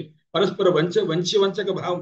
ఒకటి వంచిస్తుంటాడు, ఒకటి వంచింపబడుతుంటాడు, ఈ రకంగా నానా గొడవలు పడుతుంటారు. ఇదంతా చూస్తున్నాము. ఈ ప్రపంచం అంతా చూస్తే ఇదంతా అజ్ఞానం చేతి తప్ప ఎవరికైనా తమ యొక్క స్వరూపం ఏమిటి, తామేమిటి అనేటువంటి ఆలోచన ఉంటుందా? ఉండదు కదా. ఉండటానికి ఎంత సంస్కారం ఉండాలి? అజ్ఞానానికి పెద్ద పెట్టుబడి లేదండి. అజ్ఞానమే పెట్టుబడి మనకు. విజ్ఞానానికి ఎంత పెట్టుబడి ఉండాలి చూసినండి. అజ్ఞానం అంతా తప్పు చంపుకొని గురువుల దగ్గరికి వెళ్ళి పాదసేవ చేసి అయ్యా మీరు చెప్పిందే మేము స్వీకరిస్తామనుకొని మనం అంత కష్టపడితే తప్ప మనకు విజ్ఞానం అనేటువంటి తెలియటానికి ముందు అసలు మెట్టు దొరకదనమాట. అందుచేత ఆ విధానంగా ఇక్కడ అజ్ఞానం అంటే ఏమిటి అన్నాడు. తత్కథముకి నిర్వక్తున్న శక్యతే. ఏ విధంగా కూడా చెప్పడానికి అవకాశం లేదు. అది సత్యమని చెప్పడానికి వీలేదు, అసత్యమని చెప్పడానికి వీలేదు. ఇంత ముందే చెప్పుకున్న రెండు మాటలు. సత్యమైతేనేమో బాధింపబడదు. సత్యం అంటే అబాధ్యం సత్యం, బాధ్యం అసత్యం అని చెప్పాలి. అసత్యం అంటే ఏమిటండు? అది అబాధ్యం, అది బాధింపబడదు. దేని చేత బాధింపబడదు? ప్రపంచం సత్యమైంది అనుకోండి, దేని చేత ఏ బ్రహ్మజ్ఞానం చేత కూడా బాధింపబడదు. బ్రహ్మజ్ఞానం బ్రహ్మ ఏదేం విధంగా బాధింపబడుతుందా? బ్రహ్మ బాధింపబడితే దేని చేత బ్రహ్మతత్వం బాధింపబడితే దేని చేత కూడాను. అలాగే బ్రహ్మతో సమానంగా ఇది కూడా సత్యం ప్రపంచం అని చెప్పినట్టయితే బ్రహ్మ యథాన బాధ్యం తథైవ జగదప్య బాధ్యం. బ్రహ్మ ఏ విధంగా బాధ్యం కాదో అలాగే ఇది కూడా బాధింపబడదు అని చెప్పి అంటారనమాట. అందుకోసమని ఈ విధమైనటువంటి పరిస్థితి చెప్తున్నారు. ఆ తర్వాతను చెప్తున్న అజ్ఞానంతో అజ్ఞాన స్వరూపం ఏమిటి అని చెప్తే ఈ విధంగా. అలాగే అబాధ్యం అనుకున్న అంటేమో ఈ రకంగా చెప్పారు. బాధ్యం అంటారా అన్నారు. బాధ్యం చెప్పడానికి అసత్ అంటున్నారుగా మీరు. అసత్ అయితే బాధింపబడటానికి అవకాశం ఉంది, ఉంటే బాధింపబడుతుంది. సత్యే ప్రతీయత. అది సత్యమైతే ఉంటే ప్రతీమానం కావాలి. దేన్ని బాధిస్తామండి? ఆకాశంలో రూపం లేకుండా చేస్తానంటే ఏం చేస్తారు? ఇక్కడ రూపమే లేదుగా దానికి. అందువల్ల ఆ రకమైనటువంటి విధానం చెప్పడానికి అసత్ అని చెప్పడానికి వీలేదు. కాబట్టి సత్యమనే చెప్పలేను. అసత్ అయితేనేమో ప్రతీయమానం కాదు, తెలియబడదు. అసత్ అయింది ఎలా తెలియబడుతుంది? అసత్ అయినటువంటి శశశృంగం, కుందేలు కొమ్ములు మనకు అక్కడ కనిపిస్తాయండి. కుందేలు కనిపిస్తుంది, కొమ్ములు కనిపించవు కదా. కాబట్టి శశశృంగాదిమానం అసత్ అయితే అప్పుడు అది ప్రతీమానం కాదు కదా. అంటే అప్పుడు ఏం చెప్పవలసింది? ఉన్నట్టుగా ఉందండి ఏం చెప్పవలసింది అప్పుడు అనమాట. దారికి ఎప్పుడు వస్తాడనమాట. అంటే అది సత్యం కాకపోయినా సత్యంగా అనిపిస్తున్నదండి అని అన్నాను అనుకోండి. అన్నావుగా నువ్వే ఎహరా నువ్వు. ఈ అసత్యంగా ఉన్నటువంటి సత్యం కానిది ఏదో సత్యంగా కనిపిస్తుంది అని అన్నదే. కనిపించడం అంటే ఏమిటది? అది భ్రమ లక్షణం అనమాట. భ్రమ దేని వల్ల పోతుంది? భ్రమ వల్ల పోతుంది, ప్రమాత్మకమైన జ్ఞానం వల్ల పోతుంది. అప్పుడు నువ్వు ప్రపంచం ఉన్నావు, ఆ ప్రపంచం అసత్తు కాదు. అసత్ అంటే ఏమిటి? లేనిది ప్రతీయమానం కాదు. ప్రతీయమానం అయింది అంటే ప్రతీయమానం అంటే తెలియబడదు. తెలియబడింది అన్నాం అనుకోండి, అంటే తెలివి చేత తెలుసుకోవడానికి తగ్గట్టుగా ఉంది.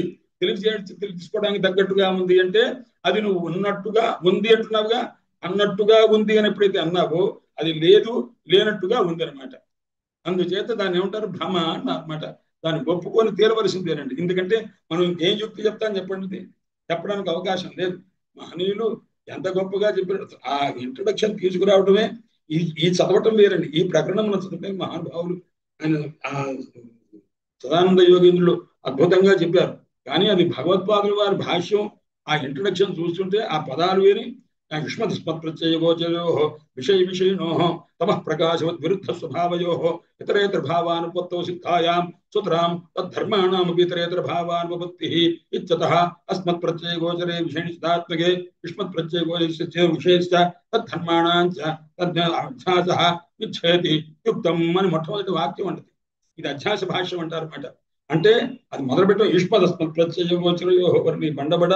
యుష్మత్ అంటే నీ యందు, అస్మత్ అహం అనే చోట, త్వం నీవనే చోట, ఇవి రెండు ఎటువంటి పరస్పర విరుద్ధములు అన్నమాట. యుష్మదస్మత్ ప్రత్యయ గోచరయో అన్నమాట.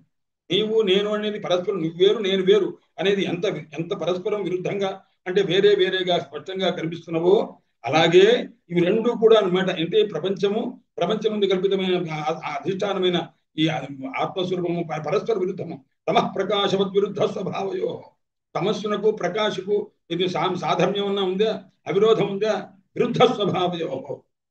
అలాంటిది నేను నేను నేను అనుకుంటున్నారే, అసలు ఇది ఇంత దేనివల్ల ఏర్పడిందయ్యా అన్నారు.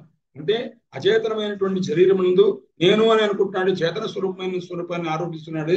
ఇది ఎంత అసందర్భమైనటువంటిది. దీనికి కారణం ఏదై ఉంటుంది? అది అధ్యాస మిచ్ఛేది భవితుం యుక్తం. ఇది అధ్యాసయ్యా అన్నారు. అధ్యాస నామ భ్రమ.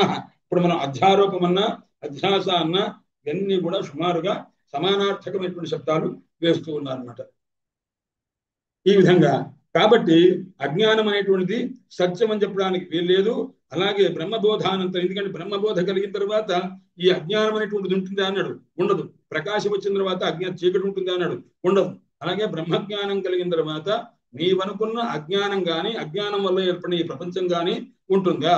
ఉండదు అనమాట. అది అంటే ఇంకొక మాట ఉన్నది. అజ్ఞానం కాదు ఇది ప్రపంచం, జ్ఞానస్వరూపము ఆత్మస్వరూపము తెలిసిన తర్వాత కూడా నాకు ఈ ప్రపంచం కనిపించిందండి అన్నాడు. అంటే నీకు కలిగినటువంటి జ్ఞానము వాస్తవ అపరోక్ష జ్ఞానం కలగల, నీకు పరోక్ష జ్ఞానం అంటే నేను పుస్తకం చెబుతుంటే మీరు వింటూ ఉంటే మీకు కలిగిన జ్ఞానం ఏదైతే ఉందో అది పరోక్ష జ్ఞానం. శబ్ద రూపంగా నేను చెప్తే మీరు శబ్ద రూపంగా మీరు గ్రహించిన జ్ఞానం ఉందే, దాని జ్ఞానాన్ని ఏమంటారు? నేను గ్రహించింది. ఇది మా తండ్రి గారు చెప్పారు, మా గురువులు చెప్పారు, మా సద్గురువులు చెప్పారు. దాన్ని నేను శబ్ద రూపంగా గ్రహించా. ఆ శబ్దాలే మీకు నేను వర్ణించి చెప్తున్నాను ఇప్పుడు, ఎందుకంటే కొత్తగా చెప్పింది కాదు కదండి. ఇలా కలిగినటువంటి జ్ఞానం ఉంటుంది శాబ్ద జ్ఞానం అంటారు. అంటే శబ్దం వల్ల కలిగిన జ్ఞానం. ఇది పూర్తిగా అజ్ఞానాన్ని పోగొట్టదు. ఏ రకంగా అజ్ఞానాన్ని పోగొడుతుంది అన్నాడు అంటే శాబ్దికమైనటువంటి జ్ఞానం ఏదైతే ఉందో, ఓహో ఈ ప్రపంచం అసత్యం అని తెలుసుకోవడానికి ఉపయోగిస్తుంది తప్ప అపరోక్ష సాక్షాత్కారం కలిగి బ్రహ్మ సాక్షాత్కారాన్ని ఈ జ్ఞానం కలిగించదండి. శాబ్దాపరోక్షం అది కలగడం అంటే దాని విధానం వల్ల అదేదే చెప్తున్నారు. నిరంతరానుసంధానం చేస్తూ ఉండాలి. చెయ్యగా ఇక్కడ రమణ మహర్షిలాగా ఆయన ఇక్కడ ఏది కనిపిస్తున్నప్పటికీ కూడాను అంతా పరబ్రహ్మ స్వరూపంగానే కనిపిస్తుంది తప్ప అది అతిరిక్తంగా ఎవరో చూడకుండా ఉంటారో అలాంటి మహనీయులు ఎవరో ఉంటారు. చాలా కోట్లలో ఒకళ్ళు ఉంటే ఎక్కువ అనమాట. కోట్లలో ఒకడు ఉంటే ఎక్కువ. అలాంటి పరిస్థితి వేరే. అందుచేత ఇక్కడ కలిగేది ఏమిటయ్యా అన్నాడు అంటే ఇంత కలిగేది ఇంత విన్నప్పటికీ కూడా మనకు ఆ బ్రహ్మజ్ఞానం అనుసంధానం చేసుకుంటున్నా కూడా మనకు వెనక ఒకటి వస్తూనే ఉంటుంది అనమాట. ఇది ఆ అజ్ఞానం మనల్ని విడిచిపెట్టదు ఇది. అందువల్ల ఇక్కడ సత్యం అని చెప్పి సత్యమేం కనుక చెప్పినట్లే బోధ అనిర్బాధ ఇది తత్స్యాత్ అచాపేతదు అయినా అలాగే అసత్యం చెప్పడానికి వీల్లేదు. ఎందుకంటే ప్రతీతి భవతి, అది ప్రతీయమానం అవుతున్నది. లేదు అసలు లేదయ్యా అజ్ఞానం అనేది లేదే అని చెప్పడానికంటే అలా కూడా లేదు. ఎందుకంటే అది ప్రతీయమానం అవుతుందన్నమాట. అందుకోసమే చెప్తున్నారు సచ్చేత్ నబాధ్యేత అసచ్చేత్ న ప్రతీయేత. సత్యమైతే అది బాధింపబడదు, ఏ జ్ఞానం చేత కూడా బాధింపబడదు. అసచ్చేత్ అజ్ఞానం లేదు అని నువ్వు అన్నావా, న ప్రతీయేత అది తెలియబడకూడదు. అందుచేత ఏమైంది ఇప్పుడు ఈ అజ్ఞానాన్ని ఏం చెప్పారు అంటే ఇది సత్తని చెప్పలేను అసత్తని చెప్పలేను ఉన్నది. అందువల్ల అనిర్వచనీయం అంటే ఇదనమాట. సద్రూపంగా కానీ నిర్వచనం చేయలేను, అసద్రూపంగా కానీ నిర్వచనం చేయలేను. లేదంటావా ఉన్నది. ఎందుకంటే నీకు ఉన్నది కాబట్టే అహమజ్ఞ అంటున్నారు. దైవాత్మ శక్తిని ప్రకృతి నిగూఢామని అంటున్నారు. నిగూఢమైనటువంటి శక్తి ఉందన్నారు. ఇంద్రో మాయాభ పురరూప ఈయతే అని మాయాభి అంటున్నారు. మాయాశక్తుల చేత ఎలా ఉందయ్యా అనేక రూపములుగా ఉంటుందయ్యా ఈ ప్రపంచం అంతా కూడా అన్నారు. ఆ మాయను పోగొట్టుకోవాలి, లేకపోతే అజ్ఞానం అంటే అజ్ఞానాన్ని పోగొట్టుకోవాలి. దానికోసం ఇంత శాస్త్రం ఏర్పడింది అనమాట. రోగం లేదయ్యా అన్నాడు, నీకు ఉందయ్యా అన్నాడు. నాకు రోగం లేదయ్యా అన్నాడు, లేకపోతే శాస్త్రం వద్దయ్యా అన్నాడు. కానీ ఏదోనయ్యా మొత్తం మీద కొద్దిగా ఏదో లోపల చికాగ్గా ఉందయ్యా అన్నాడు. ఉంటే ఉందిగా కాబట్టి మందు పుచ్చుకోవయ్యా అనమాట. అందుకోసం తెలిసిందా అన్నాడు, బాగా తెలిసిందయ్యా అన్నాడు. తెలిస్తే నీకు అక్కర్లేదు వెళ్ళవయ్యా, వేదాంత శాస్త్రం నీకు అవసరం లేదు. అలా లేదంటే నాకు ప్రపంచం అంతా కనిపిస్తుంది కదా, మరి ఇదేమిటండి అని అన్నాడు. అయితే నీకే బాగా రోగం ఉంది రావయ్యా అన్నారు, చదువుకోమన్నారు అనమాట. అందుకో ఆ రకంగా రావలసిందే మనం ఎన్ని దృష్టాంతాలు చెప్పుకుంటే తప్ప. ఎందుకంటే నిదాఘుడు అని మహానుభావుడు రుభు అని ఒక గురువు గారు, రుభు నిదాఘ సంవాదం అని ఉపనిషత్తుల్లో వస్తుందన్నమాట. ఆ రుభు అనేటువంటి ఆయన ఆ నిదాఘుడికి ఎన్నిసార్లు చెప్తాడు, ఆయన జాగ్రత్తగా తెలుసుకోరా అని. అంటే అలాగే తెలుసుకుంటానండి అని అన్నాడు. తెలుసుకున్నాడు. 1000 సంవత్సరాల తర్వాత మళ్ళీ ఆయన దగ్గరికి వస్తాడు. ఆయన నీకు తెలిసిందే అన్నాడు. ఆయన వేరే రూపంతో వచ్చి అడిగాడు. అంటే నాకు తెలియలేదండి అని అన్నాడు అనమాట. మరి నేను చెప్పాను కదా అబ్బాయి జాగ్రత్త తెలుసుకుంటా అన్నావు కదా అన్నాడు. ఈసారి నుంచి మనం మర్చిపోనండి అన్నాడు. మళ్ళీ ఇంకోసారి ఇంకో రూపంతో వచ్చాడు. కొన్ని సంవత్సరాల తర్వాత వస్తే అప్పుడు కూడా ఈ ప్రశ్నలు వేశారు. ఆయన ఏ పాఠం చెప్పాడు దానికి సంబంధించిన ప్రశ్నలే వేశాడు. తర్వాత సరిగ్గా చెప్పలేకపోయాడు. అప్పుడు తర్వాత మూడోసారి వచ్చిన తర్వాత జ్ఞానం కలిగిన స్వామి అని తర్వాత తెలుసుకున్నాడు. ఒకసారి చెప్తే ఇది అర్థమవుతుంది. శాస్త్రం అందరికంటే అన్నిటికంటే అతి సులభంగా అందరూ చెప్పేది వేదాంతమే. అతి సులభంగా ఎవరికి అది ఎంత కష్టపడ్డా అర్థం కాదు కూడా వేదాంతం అనమాట. అందుచేత కించితస్య తత్ప్రతీతి భవతి ఇది హేతోహో తస్య అసత్వం ప్రతిపాదయితం న శక్యతే. కాబట్టి అజ్ఞానం అనేది అసత్యం చెప్పడానికి కుదరదు. అందుకోసమే దీన్ని ఏమన్నారయ్యా అంటే సదసద్ సదసద్ అనిర్వచనీయం. అంటే సద్వివిక్తము అసద్వివిక్తము అని రకంగా చెప్తారు. సద్వివిక్తత్వం మిథ్యాత్వం నామ అని అద్వైత సిద్ధి గ్రంథంలో చెప్తారనమాట. కాబట్టి ఈ సదసదనధికరణత్వం అని ఒక లక్షణం అనమాట. అది సత్వం కాదు, అసత్వం లేదు దాని ఎందు, అటువంటిదయ్యా అన్నారు ఆ ప్రపంచం అంటే. ఈ విధంగా చెప్పిన తర్వాత త్రిగుణాత్మకం అని అన్నారండి. ఈ త్రిగుణాత్మకం అంటే చూసారా, సత్వగుణం రజోగుణం తమోగుణం, ఈ మూడు వేళలు. సత్వగుణం ఆధిక్యంగా ఉన్నప్పుడు పరిపాలనా శక్తి ఎక్కువగా ఉంటుంది, అంటే విష్ణుమూర్తి యొక్క వైభవం ఎక్కువగా ఉంటుంది. అలాగే రజోగుణం అంటే సృష్టి ప్రధానమైనటువంటి స్థితి ఉంటే ఇక్కడ బ్రహ్మదేవుని యొక్క ఆధిక్యం ఎక్కువగా ఉంటుంది. అలాగే తమోగుణం అంటే లయశక్తి ఎక్కువగా ఉండే సందర్భంలో, లయం చేసే సందర్భంలో దుష్ట సంహారం ప్రధానంగా చేసేటప్పుడు, ప్రపంచాన్ని లయం చేసేటప్పుడు పరమేశ్వరుని యొక్క శక్తి ఎక్కువగా ఉంటుంది. ఈ మూడు సమానంగా ఉన్నాయనుకోండి, ఇది పరబ్రహ్మతత్వం అన్నాడు. ఇందులో ఏ ఎక్కువ ఉండదు, ఏ తక్కువ ఉండదు, అంత సమానంగా ఉంటుంది. ఇది ఎవరయ్యా అన్నారు, లలితా త్రిపుర సుందరి అమ్మవారి యొక్క స్వరూపం అన్నారు. దేవి భాగవతాది గ్రంథాల్లో వస్తున్నమాట. అందువల్ల త్రిగుణాత్మక సామ్యావస్థాపన్న త్రిగుణాత్మక శక్తి లలితా త్రిపుర సుందరి అంటారన్నమాట. త్రిగుణాత్మక సత్వ రజస్తమో గుణాత్మకమైన అది వైషమ్యం ఉంటేనే నీకు విష్ణు ప్రధానము, రుద్ర ప్రధానము, బ్రహ్మ ప్రధానము, రుద్ర ప్రధానం అనే మాట వస్తుంది. ఈ త్రిగుణాత్మకమైనటువంటి సామ్యావస్థాపన్న అంటే ఇవన్నీ సమానావస్థలో ఉన్నటువంటి స్వరూపం ఉంచారా, ఇది లలితా త్రిపుర సుందరి అమ్మవారు. ఇక్కడ తేడా ఉండనే ఉండదు. ఇది పరబ్రహ్మ స్వరూపం అని కూడా అన్నారన్నమాట. అందువల్ల పరబ్రహ్మ మహిషి అని ఆ రకంగా అమ్మవారిని కూడా వ్యవహారం చేస్తుంటారు. అందుకోసం ఇక్కడ చెప్తున్నారు, ఇదేమిటి అంటే త్రిగుణాత్మకము అని ఉన్నారే. మీరు ఇంతకుముందు చెప్పినప్పుడు అజ్ఞానం గురించి చెప్పినప్పుడు ఎలా అన్నారు, అది అజ్ఞానం త్రిగుణాత్మకము, అది జ్ఞాన విరోధి, అది భావరూపము, ఎన్ని అడ్జెక్టివ్స్ వేసుకుంటూ వచ్చారన్నమాట. ఈ విషయం అంతా మనం చెప్పుకోవాల్సి వస్తుంది కదండి. త్రిగుణాత్మకం అంటే అది ఏమిటయ్యా అన్నాడు. అజామేకాన్ లోహిత శుక్ల కృష్ణాం అని ఉంది. అజాం అంటే మాయ, అవిద్య లేక మాయ. దీని జెండర్ ఏమిటంటే ఫిమినైల్ జెండర్ వేశారు. అజాం అంటే సీతాం, ఆ రకంగా అన్నమాట. అందువల్ల అజాం ఏకాం, ఆ అజ అంటే మాయ, అది ఏకాం ఒక్కటే మాయ. అయితే అది ఎన్ని రకాలుగా లోహిత శుక్ల కృష్ణాం. లోహిత అంటే ఎరుపు, అంటే బ్రహ్మదేవుడు అని అర్థం అనమాట. అంటే సృష్టి రజోగుణ ప్రధానమైన బ్రహ్మదేవుడు. అలాగే శుక్ల విష్ణుమూర్తి, సత్వగుణ ప్రధానమైన విష్ణుమూర్తి. కృష్ణాం తమోగుణ ప్రధానమైన పరమేశ్వరుడు. ఈ ముగ్గురుతో కూడుకున్నది ఏముంటుంది, ఏది అజ మాయ అనమాట. అంటే మాయకు అధిష్టానమైనటువంటి స్వరూపం ఎవరయ్యా అంటే సత్వరజస్తమో గుణాత్మకమైనటువంటి స్వరూపం కలిగిన బ్రహ్మ విష్ణు మహేశ్వరుడు యొక్క అధిష్టానం కలిగినటువంటిది ఉంటుంది మాయ అని చెప్పడం కోసం ఆ అర్థం చెప్తారు. అజానేకాన్ లోహిత శుక్ల కృష్ణామని ఉంది. దాని చేత దాన్ని ఏం చెప్తారయ్యా అంటే ఈ విధంగా చెప్తారన్నమాట. దాని అజాని అంటే అజ అంటే నజాయత అజా అన్నారు. మాయను ఏమంటారయ్యా అన్నాడు. నజాయతే ఎక్కడ పుట్టిందా అన్నారు. దేనివల్ల పుట్టిందయ్యా ఈ మాయ అన్నాడు. అది పుట్టలేదయ్యా అన్నాడు. ఇట్స్ ఏ న్యాచురల్ అంటుంటాం మనం, చూచారు లేదు. అజ అంటే మాయ ఎలా వచ్చింది అన్నాడు. అది నజాయతే, అది పుట్టింది కాదనమాట, అది ఉన్నదంతే. అది ఎవరి అధీనంలో ఉంది అన్నాడు, పరమాత్మ యొక్క అధీనంలో ఉంది. నువ్వు ప్రవర్తించు అని అంటే మావటివాడు ఏనుగు మీద కూర్చొని వాడు ఏం చేస్తుంటాడంటే కటాక్ష శతకంలో రాస్తారన్నమాట. ఏమిటంటే మావటివాడు ఏం చేస్తాడంటే దాని ఏనుగు మీద ఇట్లా వేసి ఇదిగో ఆ చెట్టు నరుకు అంటాడు అనమాట. దానికి వంచి పారేయమంటాడు. ఆ వెంటనే అది వెళ్ళి ఏం చేస్తుందంటే ఆ చెట్టుని కాస్త వంచి పారేస్తుంది అనమాట. ఇగో ఈ చెట్టుకు వెళ్ళు అని అంటాడు. ఆ చెట్టు దగ్గర తీసుకెళ్తే అది దాన్ని వంచి పారేస్తుంది. ఇక్కడ వెళ్ళు అంటే ఈ చెట్టుని కాస్త వంచి పారేస్తుంది. అంటే తను పెంచుకున్నటువంటి తన అధీనంలో ఉన్నటువంటి ఏనుగు చేత తాను శ్రమ పడకుండా దాని మీద కూర్చొని ఆ ఏనుగు చేత ఆయా చెట్లు ఏ విధంగా అయితే వంచి దాన్ని కాస్త ఆ వనమంతా ఖాళీ చేసి ఆ అరటి చెట్లు అంతా కూడా గెలడంతా వచ్చేసిన తర్వాత ఆ చెట్లను ఏ విధంగా అయితే తీసి పారేస్తుందో ఆ రకంగా పరమాత్మ యొక్క అధీనంలో ఉన్నటువంటి మాయ పరమాత్మ ఏ విధంగా ఇప్పుడు సృష్టి చేయి, ఈ సృష్టి అనుకూలమైనటువంటి వ్యాపారం చేయి అంటే దాన్ని తదనుకూలమైనటువంటి బ్రహ్మస్వరూపంగా ఆ రజోగుణ స్వరూపంగా స్థితి రూపం చేయాలంటే విష్ణువు, రజోరూప తమోగుణంగా చేయండి ఆ రకంగా అనమాట. ఒకే నిర్గుణమైన పరబ్రహ్మ మాయాశక్తిని ప్రేరణ చేస్తే దానివల్ల ఈ అవతారాదులంతా కూడా వచ్చినవి అని ఈ రకంగా చెప్తారు. సమన్వయం చేయాలి ఉపనిషత్తుల్లో.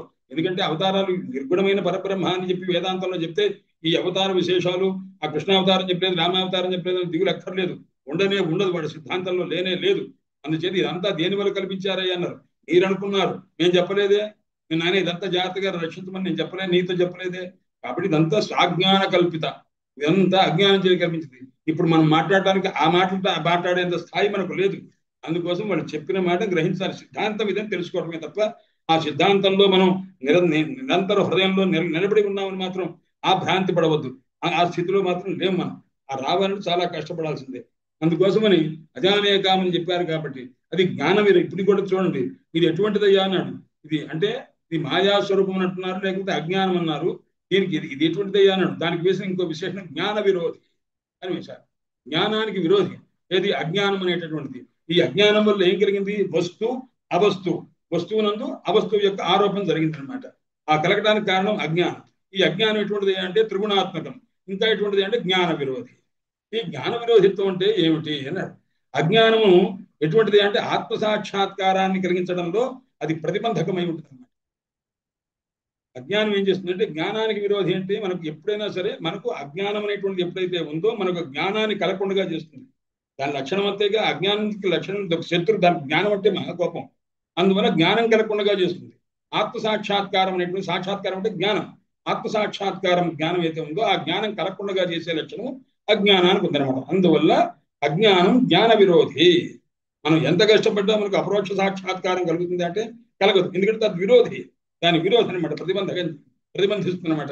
ఏ విధంగా రాహు అనేటటువంటి వాడు కేతువు కానీ ఆ సూర్యచంద్రుడిని కాస్త లోక ప్రకాశకులైనటువంటి ప్రకృష్ట ప్రకాశం కలిగినటువంటి చంద్రుని కానీ ప్రకృష్ట ప్రకాశం కలిగిన సూర్యుని కానీ ఏ విధంగా ఆ చిన్నదే మేఘం, కానీ ఆ మేఘం తీసుకుని ఒకసారి అనేక యోజనలు విస్తీర్ణమైనటువంటి చంద్రమండలాన్నో లేక సూర్యమండలాన్నో ఒక గంట సేపు 2 గంటల సేపు మూసిపారేస్తుంది కదండి. ఆ మూసిపారేసినట్లుగా ఈ ఈ ఈ అజ్ఞానం అనేటటువంటిది ఏం చేస్తుందంటే జ్ఞానం కలిగే లోపు ఆ సూర్యమండలం అనేటువంటి జ్ఞాన స్వరూపాన్ని కప్పినట్టుగా కప్పుతుంది. శాశ్వతంగా కప్పగలదా అన్నాడు. కప్పలేదు, తాత్కాలికంగా అనమాట. తాత్కాలికంగా ఎందుకన్నారంటే ఇప్పుడు గ్రహణం కూడా అంతేగా. సంపూర్ణ సూర్యగ్రహణమో సంపూర్ణ చంద్రగ్రహణం వస్తే ఏమవుతుంది? కొద్దిసేపు మాత్రమే అది ఆపగలుగుతుంది, కొన్ని గంటలైన తర్వాత అది కాస్త పోతుందిగా. అలాగే సప్త సాక్షాత్కారం కలిగేటటువంటి మహనీయులు ఉంటారో ఆ మహనీయుల యొక్క ఉపాసన వల్ల, వారి ఉపదేశం వల్ల ఆ గ్రహణం అనేటటువంటి గ్రహణం చేత ఆచ్ఛాదితమైనటువంటి సూర్యమండలం చంద్రమండలం అనేటువంటి ఆ బ్రహ్మపరోక్ష జ్ఞానం ఏదైతే ఉందో ఇది తాత్కాలికంగా మోయబడుతుంది తప్ప ఆ తర్వాత ఆ గురువుల యొక్క ఉపదేశం అనేటటువంటి ఆ దివ్యమైనటువంటి స్వరూపం చేత ఆ గ్రహణం కాస్త తొలగిపోతుంది. ఆ బ్రహ్మ సాక్షాత్కారం అనేటువంటి సూర్యచంద్రుని యొక్క దివ్యమైనటువంటి కాంతిరూప సాక్షాత్కార సదృశమైనటువంటి ఆ బ్రహ్మానందానుభూతి కలుగుతుంది అని కూడా ఉదాహరణ చెప్తారన్నమాట. అందువల్ల అది ఎవరయ్యా ఇలా తెలుసుకోగలిగిన వారు ఉన్నారు.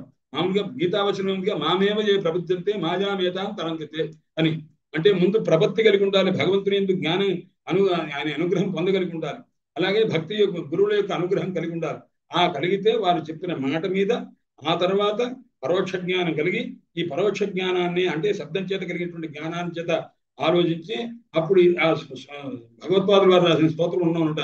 అంటే నేను భూమిని కాదు, నేను నీరుని కాదు, నేను తేజస్సుని కాదు అని నిషేధం చేసుకుంటాంగా. అది కాదు, ఇది కాదు, ఇది కాదు. సచ్చిదానంద శివరూప కేవలోహంని, నేను కేవలం పరమానంద స్వరూపాన్ని, నా ఎందు ఏది లేదు, ఇదంతా కల్పితము అని ఈ కల్పితమైన దాన్ని కాస్త నా నా నా నా నా అని తోసేసుకొని ఇది ఏది కాకుండా ఉన్న ఏ ఆత్మస్వరూపం ఉందో నేను ఆత్మస్వరూపాన్ని అని నిత్యానుసంధానం చేసుకున్న తర్వాత ఒక దివ్యమైనటువంటి అనుభూతి చేయగా చేయగా చేయగా ఒక అనుభూతి కలిగి దానివల్ల కృతార్థులవుతారు అని చెప్తున్నారు అన్నమాట. అందుకోసమని ఈ విధంగా అజ్ఞానం జ్ఞాతమిచ్చేది. ఎవరన్నా అజ్ఞానం అంటే తెలుసుకోవాలందండి అని అన్నాడు అనుకోండి, దాన్ని రాశారు, పెద్దలు రాశారు, అజ్ఞానం జ్ఞాతమిచ్చేద్య. నాకు అజ్ఞానం అంటే తెలుసుకోవాలంది అని అనుకున్నాను అనుకోండి, దేని చేత తెలుసుకోకుంటావా అని మానేనా అంటే ఏదైనా ఒక మంచి ప్రమాణం చేత ఇది అజ్ఞానం అనేటువంటి దాన్ని నేను తెలుసుకోవాలంటే వాడంత మూఢుడు ఎవడు ఉండడయ్యా అని అనమాట. నాకు చీకటిని తెలుసుకోవాలంటే ఏదైనా దీపం ఇస్తే నేను లాంతర్ పెట్టుకొని వెతుక్కొని నేను చీకటి పట్టుకుంటానండి అని అనుకోండి. అంటే సూర్యుని తీసుకువెళ్ళి సూర్యకాంతి తోటి నేను చీకటిని పట్టుకుంటానండి అంటే కుదురుతుందా అండి? దేని చేత తెలుసుకోవాలండి? అజ్ఞానం తెలుసుకోవాలంటే జ్ఞానం చేతనేగా. జ్ఞానం చేత నువ్వు అజ్ఞానాన్ని పట్టుకోవడం నీ వల్ల అవుతుందా? జ్ఞానం ఉంటే అజ్ఞానం ఉంటుందా? ఎగిరైపోతుందిగా. కాబట్టి ఎవడైనా అజ్ఞానం తెలుసుకోవాలి, ప్రమాణం చేత తెలుసుకోవాలని ప్రయత్నం చేశాడంటే వాడంత మూఢుడు ఎవడు ఉండదు. అజ్ఞానం తెలుసుకోవాలంటే ఏదో ఒక జ్ఞానం ఉండాలి, ప్రమాణం ఉండాలిగా. ప్రమాణం అంటే ఒక జ్ఞానమే కదా. ప్రమీయతే అనేది జ్ఞానం, ప్రమాణం అనమాట. దీని చేత తెలియబడేది అనమాట. ప్రమాణం అనేటువంటి జ్ఞానం చేత తెలుసుకున్నట్లయితే అప్పుడు ఏమవుతుంది? ఆ జ్ఞానం అనేటువంటి ఉంటే అజ్ఞానం ఉంటుంది, అది ఉండదు కదా. కాబట్టి ఆ జ్ఞానం అనే దాన్ని తెలుసుకోవద్దు. నీకు రోగం వచ్చింది, దేని వల్ల వచ్చింది అది నాకు అనవసరం. నీకున్నది రోగం, రోగానికి మందిస్తున్నా ముందు తగ్గిపోతుంది పో. ఇంతే తప్ప నాకు ఎందుకు వచ్చింది రోగం అని డాక్టర్ గారి దగ్గరికి వెళ్ళి అడిగితే